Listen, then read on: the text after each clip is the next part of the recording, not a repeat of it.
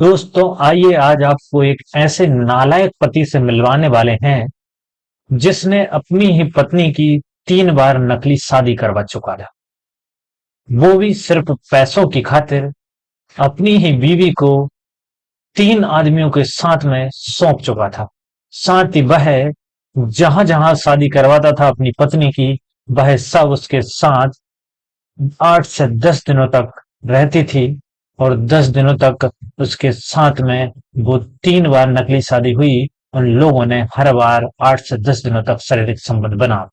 एक पति जिसने सिर्फ पैसों के खातिर अपनी पत्नी को एक दो बार नहीं बल्कि 3 बार शादी करवा दी और तीनों बार उसके साथ जहां जहां शादी होती थी वहां वहां दर्दनाक और भयावह तरीके से उसके साथ में शारीरिक संबंध बनाए जाते थे। लेकिन ये नालायक पति, इसको सिर्फ पैसों से मतलब था। तो दोस्तों ऐसा क्या हुआ कि इस नालायक पति ने अपनी पत्नी की शादी जो है नकली शादी 3 लोगों से करवा दी। तो इसके लिए बने रहिएगा घटना में अंत तक। हेलो नमस्कार आदाब, स्वागत है आप सभी का आपके अपने यूट्यूब परिवार एलपी क्राइम की कहानी में। दोस्तों मैं आशा करता हूँ आप सभी खुश होंगे, स्वस्थ होंगे अपने परिवार के साथ में। तो आज की सच्ची घटना कहानी की शुरुआत करते हैं। तो दोस्तों ये दिलचस्प कहानी मध्य प्रदेश के एक जिला है खरगोन, यहां से सामने आई है। होता दरअसल ऐसा है दोस्तों कि एक दीपिका नाम की लड़की रहती है यहाँ खरगोन की। उसकी शादी पास के ही एक निखिल नाम के लड़के से करवाई जाती है, जिसका नाम निखिल रहता है और ये मोंगर गांव का रहने वाला होता है। निखिल और दीपिका जो है दिखने में दोनों ही सुंदर थे। साथ ही निखिल जो है अच्छी खासी पढ़ाई लिखाई करके रखा हुआ था। दीपिका के माता पिता निखिल की पढ़ाई लिखाई और निखिल को देखकर शादी करने के लिए तैयार हो जाते हैं, क्योंकि इस समय निखिल जो है एक प्राइवेट जॉब कर रहा था जिसमें इसको अच्छी खासी सैलरी मिलती थी, जिससे दीपिका के माता पिता ये शादी के लिए तैयार हो गए थे। दोस्तों दीपिका और निखिल दोनों की शादी बड़े ही धूमधाम के साथ में करवा दी जाती है। अब जो है निखिल और दीपिका दोनों एक दूसरे के साथ बड़े ही खुशहाल तरीके से जीवन यापन कर रहे थे। साथ ही जो है निखिल और दीपिका एक दूसरे के साथ हनीमून मनाने के लिए गोवा और मनाली भी गए हुए थे। दोनों घूम फिर कर आते हैं, उसके बाद फिर अपने घर वापस आ जाते हैं। तो फिर जो है निखिल अपने नौकरी में लग जाता है और दीपिका जो है अपने घर के काम काज संभालने लगती है। दोस्तों वक्त बीतता जाता है, लेकिन एक दिन जो है निखिल जो रहता है उसकी नौकरी चली जाती है, यानी उसको कुल मिलाकर किसी बात को लेकर नौकरी से निकाल दिया जाता है। जब दोस्तों निखिल की नौकरी चली जाती है तो वह जो है पूरी तरह से बेरोजगार हो चुका था और उसकी आर्थिक स्थिति ऐसी आ गई थी कि घर का खर्च चलाना भी मुश्किल हो गया था। तो दोस्तों ऐसे ही वक्त बीतता जाता है और निखिल सोचता है कि कहीं से कोई भी काम मिले ताकि वो कर सके और अपने परिवार और घर का खर्चा चला सके। एक दिन निखिल जो है इसी तरह से लुटेरी गैंग, यानी जिसका काम था लुटेरी गैंग शादी कराने वाली, उसकी गैंग के सरदार रोहित सोलंकी के संपर्क में आता है। रोहित सोलंकी के संपर्क में आता है और वह कहता है कि उसको भी जो है काम करना है ताकि उसे पैसे मिल सके। रोहित जो है उसको अपनी गैंग में शामिल कर लेता है। निखिल अब लुटेरी गैंग में शामिल हो जाता है। उसके बाद जो है यह कुछ दिनों तक रोहित सोलंकी के साथ में काम करता है। इसके साथ बहुत सारे लोग जुड़े हुए थे पहले से, जिसमें कई लड़कियां, कई महिलाएं, कई बूढ़ी औरतें भी थी, साथ ही कुछ आदमी भी थे। और इनका काम था कि शादी करवाने से पहले जो है एक इन्हीं में से कोई एक मामा बन जाता था, कोई एक बुआ बन जाती थी, कोई एक लड़की की मम्मी बन जाती थी, यानी इस तरह से इन लोगों में से ही सब लड़की के रिश्तेदार और परिवार वाले बन जाते थे और एक जो है बिचौलिया बना लिया जाता था। इसका काम होता था पूरी टीम का ऐसे लोगों को अपनी उसमें अपनी गिरफ्त में लेना जिनकी शादी नहीं हो रही है या फिर जिनकी शादी होने में काफी समस्या आ रही है। और ये लोग जगह जगह घूमते फिरते हैं और कहीं सोशल मीडिया और यहाँ साइटों पर जाकर जो है अपने लिए पत्नी देखने की या फिर न्यूज़पेपर में जो है अपने लिए पत्नी देखने की जो है फिराक में रहते थे। ये उन लोगों से संपर्क करते थे। संपर्क करने के बाद उन्हें जो है इनके पास जो लड़कियां रहती थी उनमें से ही लड़कियां दिखाया करते थे और उनकी शादी करवा दिया करते थे। कुछ दिनों तक ये वहां पर अपने ससुराल में रहती थी। उसके बाद यही जो पूरे फर्जी परिवार वाले रहते थे, एक दिन जाते थे लड़की के घर कि मैं भाई हूँ और जो है अपनी बहन को लेने के लिए आया हुआ हूँ कुछ दिन के लिए।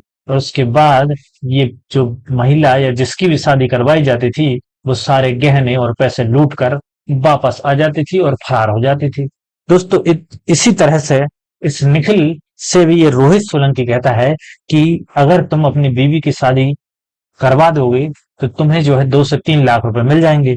निखिल जो है वह अपनी बीवी को इस वाले धंधे में उतार देता है और उसके बाद निखिल अपनी पत्नी यानी दीपिका की पहली शादी महाराष्ट्र के एक लड़के के साथ में करवाने के लिए तैयार हो जाता है।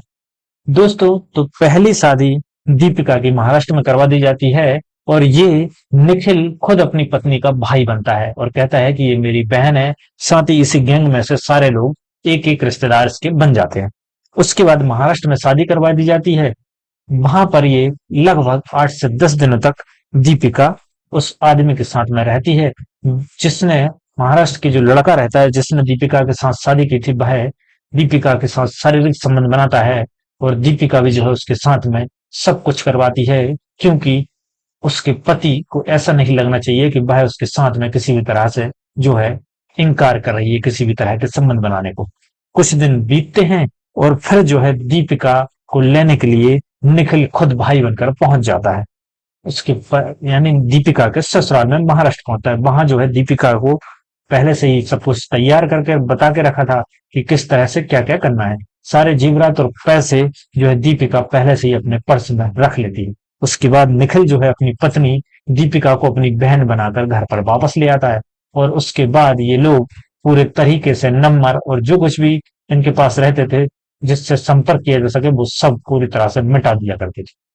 दोस्तों इस तरह से पहली शादी महाराष्ट्र में अपनी पत्नी की करवाता है निखिल। उसके बाद दूसरी शादी गुजरात में करवा देता है। वहां भी जो है दीपिका की शादी होती है, कुछ दिनों तक वहां रहती है, उसके साथ संबंध बनाती है और वहां से भी पूरा धन लूट कर जो है दीपिका ले आती है। उसके बदले में निखिल को जो है 2 से 2.5 लाख रुपए रोहित गैंग जो लुटेरी रहती है वह दिया करती थी। इसी तरह से दोस्तों जो है राजस्थान में दीपिका की शादी तय करवा दी जाती है। उसके बाद में दीपिका की जब शादी हो जाती है तो निखिल के पास जो है दीपिका की माँ फोन लगाया करती है कि बेटी से जो है बात करवाइए। होता दरअसल ऐसा था कि लगभग ये 8 से 10 दिनों तक पहली और दूसरी शादी में रुकती थी, यानी महाराष्ट्र और गुजरात में जहां शादी हुई थी वहां 8-10 दिन तक अपने पति के साथ रुकती थी और फिर भाग आती थी। उसके बाद अपनी माँ से दीपिका बात कर लिया करती थी।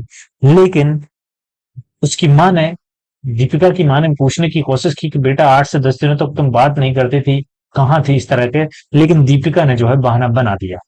उसके बाद जो है राजस्थान में जब शादी हुई तो यहाँ लगभग 1 महीने हो गया और उसकी यानी दीपिका की अपनी माँ के साथ में बात नहीं हुई, साथ ही अपने परिवार वालों के साथ भी बात नहीं हुई।